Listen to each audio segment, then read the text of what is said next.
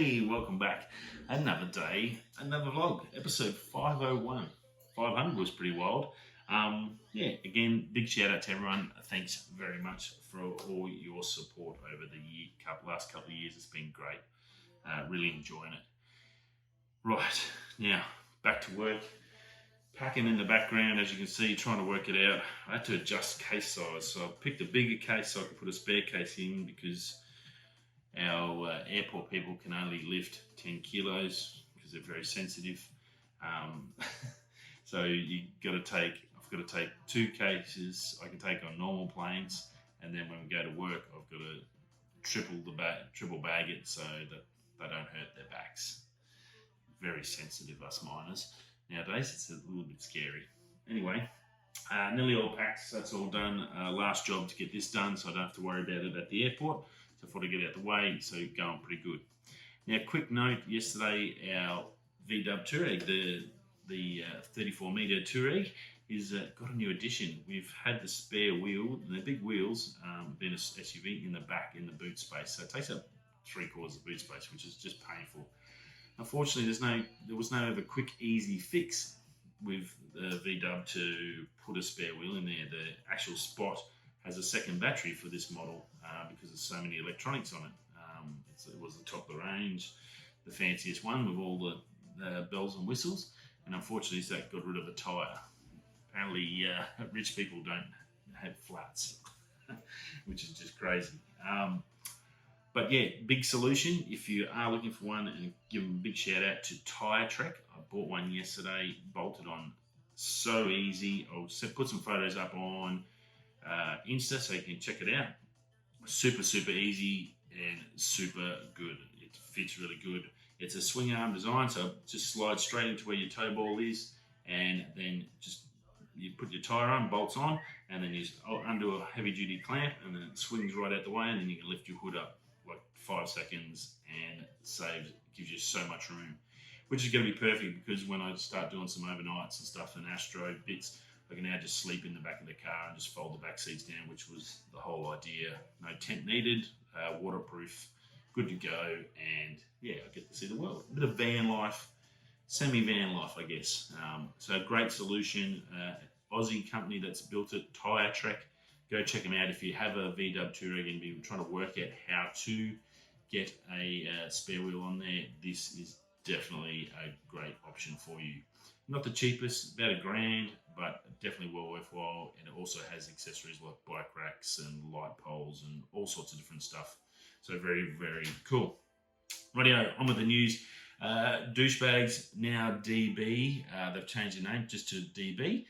Make fantastic bags for all sorts of occasions, camera gear, travel.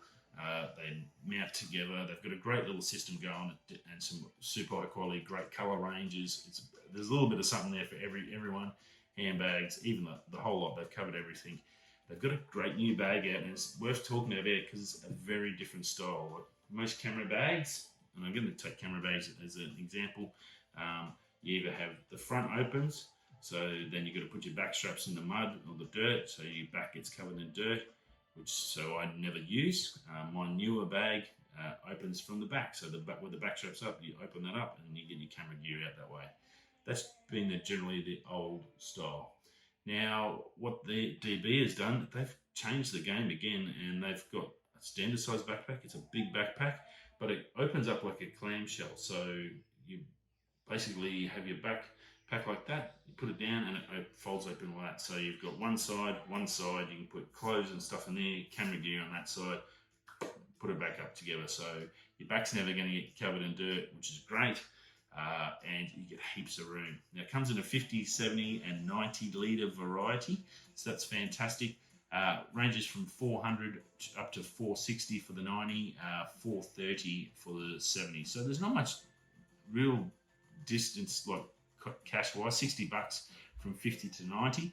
I guess it's just a matter of, do you want a 90 litre or a 70 litre to carry? That's a lot of extra weight.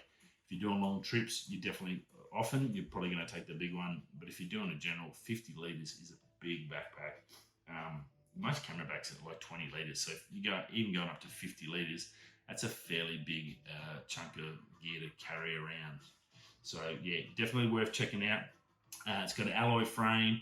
It's got straps across here and load adjusters, so you have no weight on your shoulders. So that's fantastic. So it's got all the good stuff. It's got DB's rib technology, which they're pretty well known for. And yeah, look, good looking bit of kit. Nice and square, so it'll stack really good in with other luggage as well. If you're putting it on your carry-on, or if you're putting it on the belly of the plane, it's going to fit really nicely. So it's a really good bit of kit. Go check that out at DB. Now, they generally don't last long, so this is a new item. It's going to sell pretty quick. So if you don't get in there early, you'll probably have to wait a little bit. But yeah, just sign up and put your name down, and they'll let you know when it comes back in stock. But yeah, should be a good bit of kit and definitely something different. So that's always good. Now, those Beats by Dre, or not by Dre anymore, Beats have those buds that we've seen. We talked yesterday about Alex Morgan getting caught out on the bus. LeBron, obviously, last week. Well, they're out. No fanfare, nothing. They're released and they're on their website, available to sale. They're $200 Australian.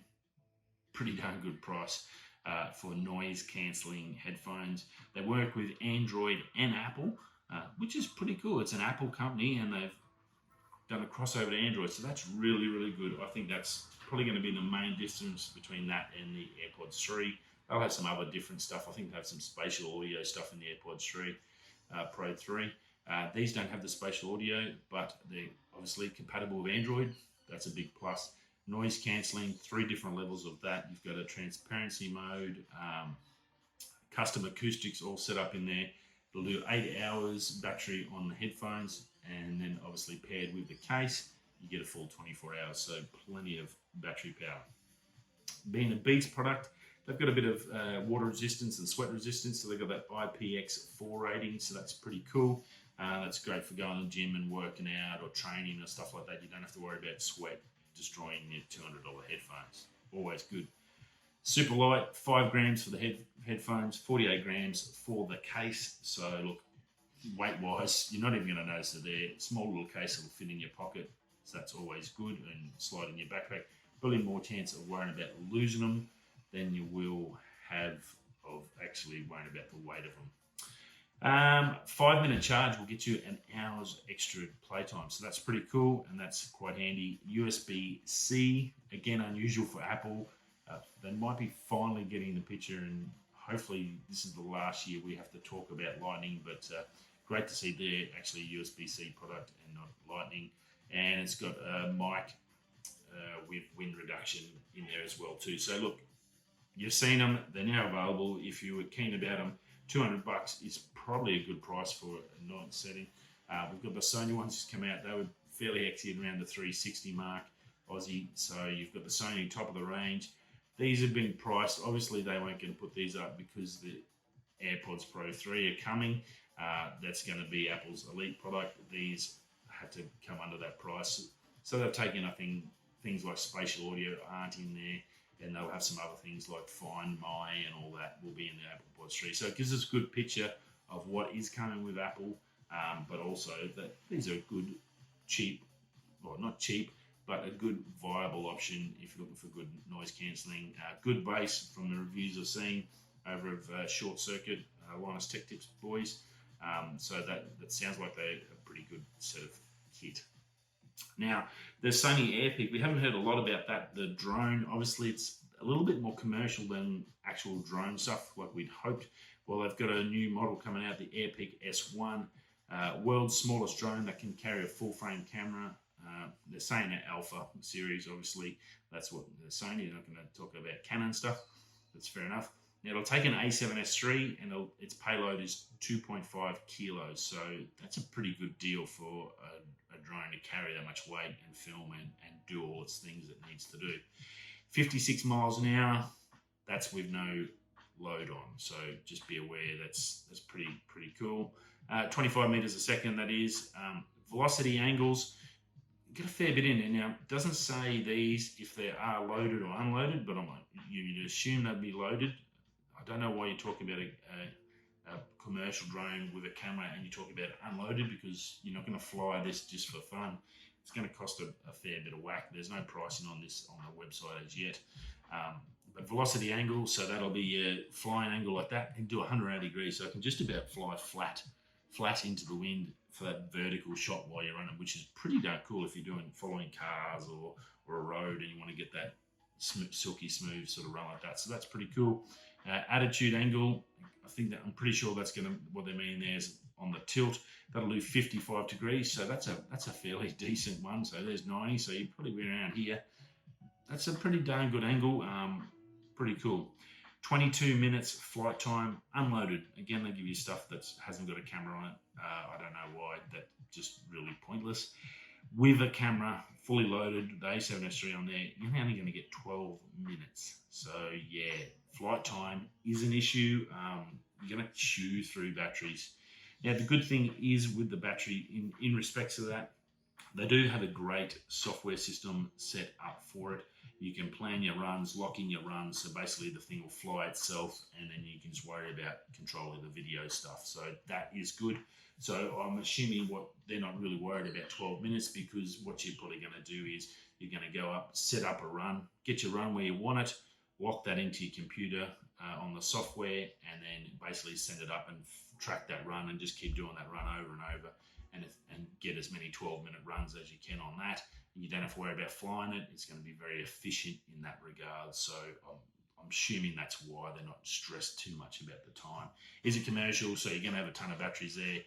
It is going to be a bit painful. 30 minutes would have been nice with a load. And I'm assuming what they might do is do a run without the camera on with that 22 minutes, get their tracking up, get your run set up, and then chuck your load on, chuck your camera, and then pow and do your 12-minute sections, and then get your car chases or whatever you're filming in that section. But that's all basically fully programmable through your laptop, and you can do guided runs, you can set up barriers. There's a lot you can do in that regards with their system. So that isn't too much of an issue, I don't think. It doesn't sound good, but I think realistically in the real world, it'll probably work out well for what it can do, because it's got a lot of stuff that's quite handy. Having an A7S3 or a FX3 up, or a smaller camera, the Alpha series up there to film, you're going to get a great image and a lot to work with if you're at that level. It's definitely not for the entry level.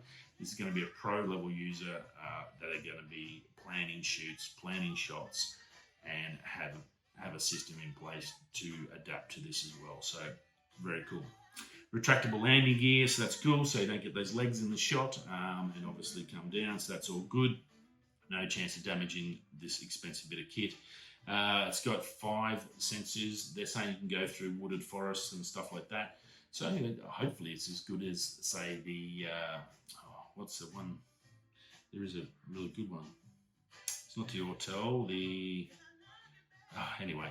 So yeah, go wooded forest, that's a great deal. If you can do that, what they're saying, that's going to be really, really cool. Again, pro users are definitely going to need that for doing the shots that they want to get done. So very, very cool.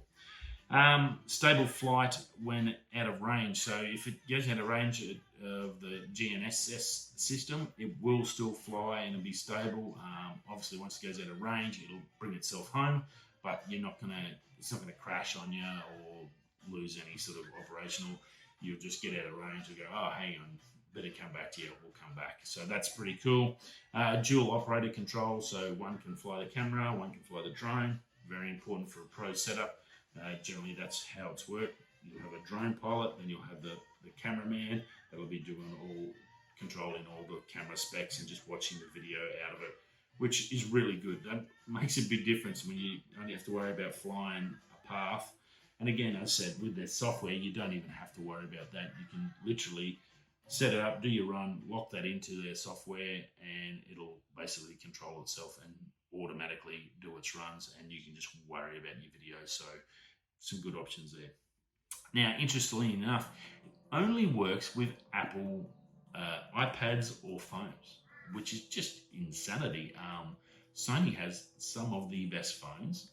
We don't sell in Australia for unknown reasons, but even on their website, all the phones, and one of the customers put in there that why a lot of people use Android, especially in the film industry, if they're, not everyone's an Apple person, and I understand that, that's a personal choice, but very strange. Sony only using Apple products to control it.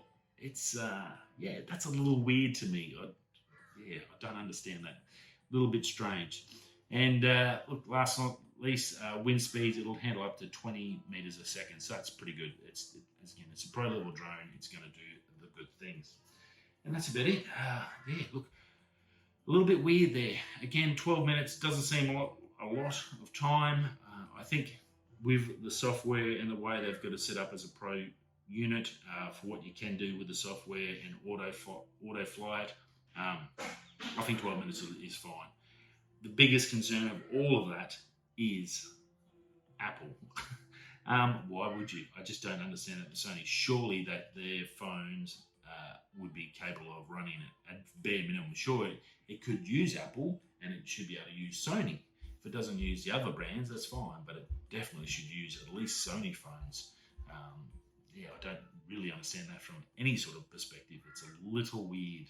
If anyone knows why, yeah, Apple got something that Sony needs in their products that other companies, including their own phones, don't have. That's, yeah, a little bit wild. Rightio, I will see you all tomorrow. Have a great day, and thanks for stopping by. Whether you're going this way, that way, I'll catch you tomorrow. Peace.